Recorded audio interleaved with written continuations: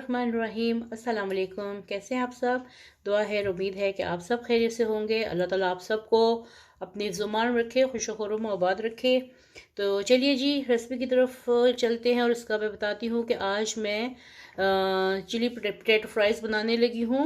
ये खाने के तौर पे, साइड डिश के तौर पे यूज़ हो सकती है, इस्तेमाल कर सकते हैं और ऑल टाइम फेवरेट ये रेसिपी है। तो चलिए, रेसिपी स्टार्ट करने से पहले मैं इसको छील लूँ, छील के फ्राइज़ काट लूँ, फिर आपको इसका नेक्स्ट तरीका दिखाती हूँ कि इसको कैसे बनाना है।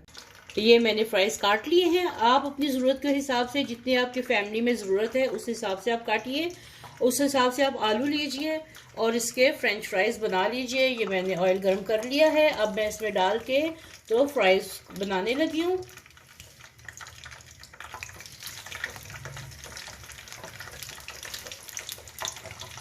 ये देखिए, यहाँ पे मेरे फ्राइज़ बन रहे हैं और यहाँ से मैं थोड़ा सा ऑयल लेने लगी हूँ, 2 से 3 टेबलस्पून इसी में से ऑयल ले लूँगी।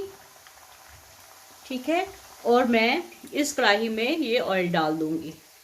ठीक है, ये कढ़ाई में ऑयल डाल दिया, उन्हीं फ्राइज़ में से लेके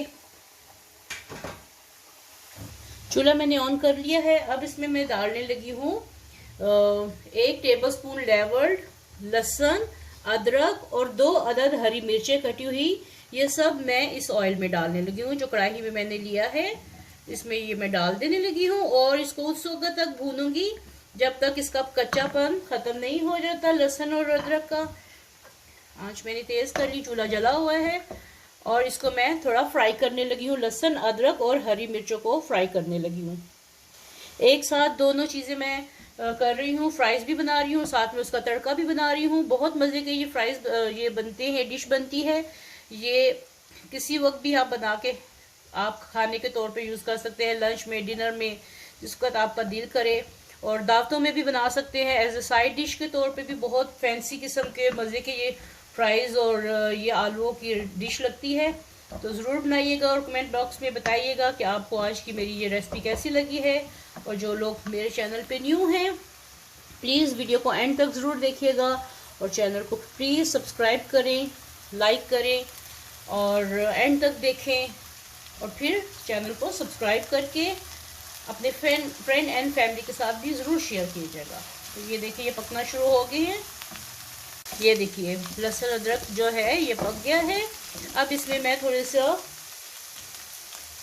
ये देखिए, मैंने जैसे फ्रेंच फ्राइज़ काटे हैं वैसे ही ये प्याज और शिमला मिर्च काटी है। आधी शिमला मिर्च थी और 1 अदद प्याज था। ये प्याज मैं सारा नहीं डालूंगी, ये बहुत ज़्यादा है, बड़ा प्याज था तो मैं आधा डालूंगी।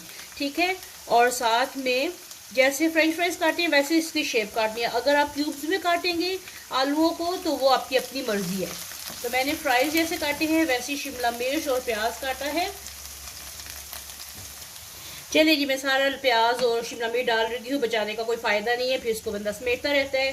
तो ये सारा मैंने डाल दिया। चूल्हा मैं कर दूँगी तेज़। फ्राइज़ मेरे रेडी हो गए हैं और चूल्हा तेज़ करके अब इसमें सीजनिंग डालने लगी हूँ। सीजनिंग में क्या कुछ जाएगा, सीजनिंग में इसमें डाल रही हूँ 1 टेबलस्पून केचप इसमें गई और साथ में एक टीस्पून के करीब इसमें सोया सॉस जाएगी। ये इसमें 1 टीस्पून सोया सॉस चली गई। इसको मिक्स करते हैं।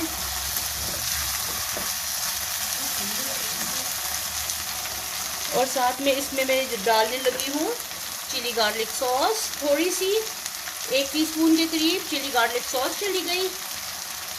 और साथ में इसमें जाएगी, क्योंकि ये चिली फ्राइज़ हैं तो इसमें ये चीज़ें डाल रही हूँ। साथ में थोड़ी सी इसमें 1/4 टीस्पून के करीब काली मिर्च ये चली गई। इसको मिक्स करें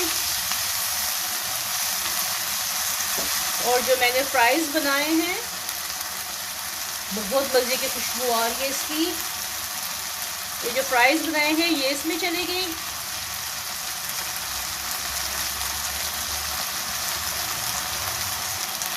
ये सारे फ्राइज़ इसमें चलेगा। ऑयल बहुत ज़्यादा मत डालिएगा तड़के में। ये देखिए, और साथ में लास्ट में इसमें मैं डालने लगी हूँ, मेरे पास जो मैंने शेज़वान सॉस बनाई है, ये इसमें 1 टेबलस्पून मैंने डाल दिया है। ये चला गया। और थोड़ा सा इसमें मैं डालने लगी हूँ नमक हस्बे जायका, तकरीबन 1 टीस्पून लेवल इसमें नमक जाएगा। तो चलिए हमारी सीजनिंग कंप्लीट हो गई है। आपके पास शेज़वान सॉस नहीं है तो आप हॉट सॉस डाल सकते हैं। आपके पास अगर शेज़वान सॉस नहीं है तो आप हॉट सॉस डाल सकते हैं हस्बे जायका। तो अगर आपको शेज़वान सॉस की रेसिपी चाहिए तो मेरे चैनल पे है, लिखिए, सर्च कीजिए Schezwan sauce by Shaz kitchen corner, तो आपको मिल जाएगी। बहुत मज़े की है और बहुत चाइनीज़ खानों में ये बहुत इस्तेमाल होने वाली है और बहुत डिफरेंट रेसिपीज़ के साथ मैरिनेशन के लिए भी यूज़ कर सकते हैं। तो ये देखिए आज की हमारी ये डिश रेडी हो गई है। अब इसको डिश आउट करते हैं। चलिए जी अब इसको डिश आउट करती हूँ। इतने मज़े के, आप इसको चाहे तो साइड डिश के तौर पे यूज़ करें और दावतों में, या फिर आप इसको वैसे ही फ्राइज के तौर पे आप वैसे भी खा सकते हैं।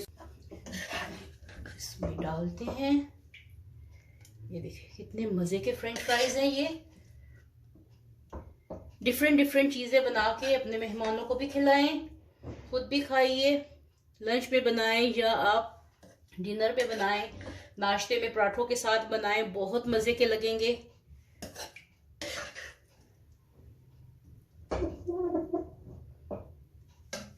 तो बताइएगा ज़रूर कि आपको आज की ये रेसिपी कैसी लगी है।